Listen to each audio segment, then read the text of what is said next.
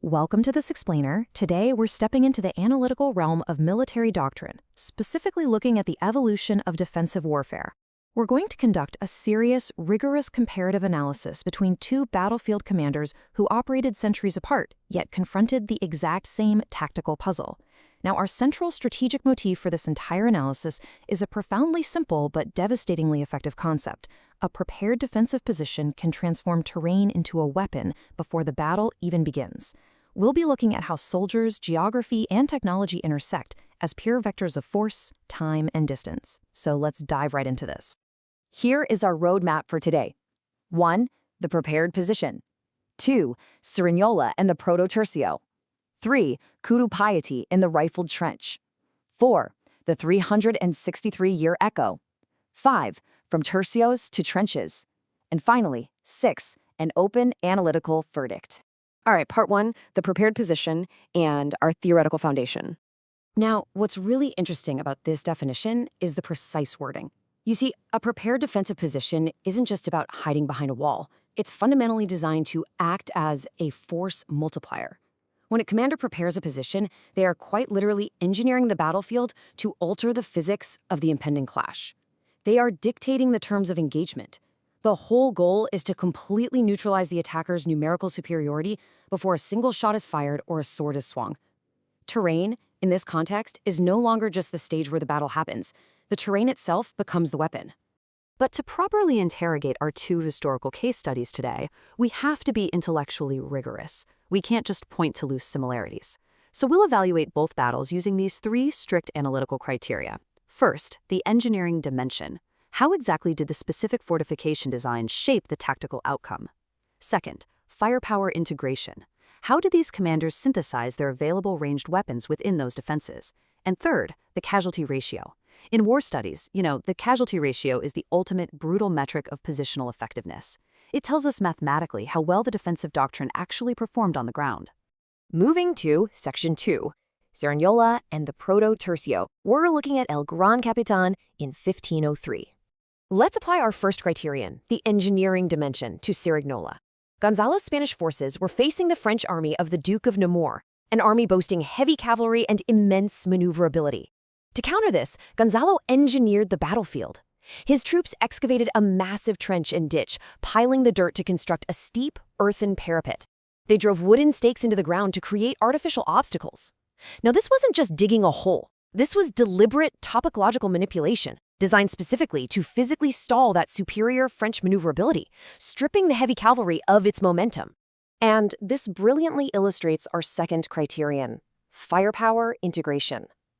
Behind that earthen parapet, Gonzalo deployed what military historians call the proto-tercio. He took a relatively new, slow-firing firearm, the arquebus, and integrated it symbiotically with heavily disciplined pike infantry. The pikes protected the vulnerable arquebusiers from any cavalry that actually managed to reach the parapet, while the arquebusiers unleashed concentrated volleys into the stalled enemy formations. It was a revolutionary synergy of early modern weaponry. He used the static defense to maximize the sheer lethality of gunpowder. The result of this doctrinal innovation? Absolute devastation for the attacking force.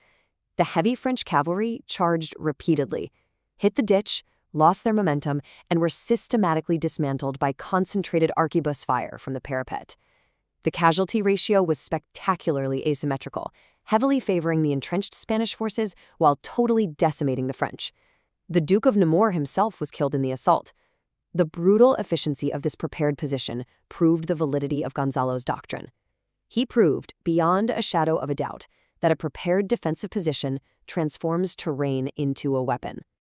Let's jump ahead to Section 3, Curupayty and the rifled trench. General Díaz, 1866. Applying that same engineering dimension to Curupayty, we see some truly striking doctrinal parallels. General Díaz faced a massive allied army of Brazilian and Argentine forces. But look at how he engineered his defense. His troops constructed an extensive trench system, but crucially, they exploited the vast natural geography, specifically the steep barranca, or cliff-like banks of the Paraguay River. By anchoring his trenches to impenetrable natural obstacles, Díaz created forced natural choke points. He essentially channeled the numerically superior Allied forces into a narrow, muddy killing ground, forcing them into a disastrous frontal assault. Now let's see how this builds into our second criterion, firepower integration. By 1866, military technology had made a massive leap from the smoothbore arquebus to rifled muskets and advanced artillery. Rifling meant greater range, devastating accuracy, and faster reload times. General Díaz structured his trench lines and placed his artillery to create overlapping, inescapable, crossed fields of fire. Any attacking formation caught in those forced natural choke points, well, they weren't just being shot at from the front, they were being mathematically enfiladed from multiple angles by high-velocity rifled fire. I want to pause right here just to look at this number. More than 4,000. This was the catastrophic scale of Allied casualties on that single day in September 1866. Wave after wave of Allied soldiers marched into the mud attempting to breach the barranca and were systematically cut down by the crossed fields of rifled fire. The positional advantage created by Díaz's engineering was absolute. Now contrast that staggering figure with this number. Fewer than 100. That is the estimated number of Paraguayan casualties at Curupayty. This stark juxtaposition, over 4,000 against fewer than 100, is the ultimate expression of positional efficiency. It's actually one of the most extreme casualty asymmetries in modern military history. And it decisively proves our thesis once again. Engineering the battlefield acts as an unparalleled force multiplier. Section 4. The 363-year echo. Let's look at the structural parallels. Take a look at this comparison matrix we've compiled. The variables align almost perfectly, don't they? In terrain engineering, Gonzalo used a ditch and parapet, while Díaz used river barranca trenches. In firepower, we see the arquebus and pikes evolving into rifled muskets and artillery, and the positional result in both cases is extreme casualty asymmetry. But we have to be intellectually critical here. Does this matrix prove genuine doctrinal convergence? Meaning, did two brilliant commanders independently arrive at the exact same mathematical solution to a tactical problem? Or, as analysts, are we simply overfitting the historical evidence, maybe exaggerating the similarities between two fundamentally different military eras? Obviously, the weapons and the scale changed, but the relationship between terrain, firepower, and defensive force multiplication, it certainly appears to be a universal constant. Section 5, From Tertios to Trenches, the Grim Historical Arc. Tracing this timeline reveals a rather grim historical arc. We start with the earthen parapets of Cerignola in 1503. We move to the entrenched barrancas of Curupayty in 1866, where rifled firepower proved that charging a prepared position was practically suicidal. And yet, this line inevitably leads us to 1914 and the industrial trench warfare of the Western Front. Looking at this progression, you really have to ask a deeply unsettling question.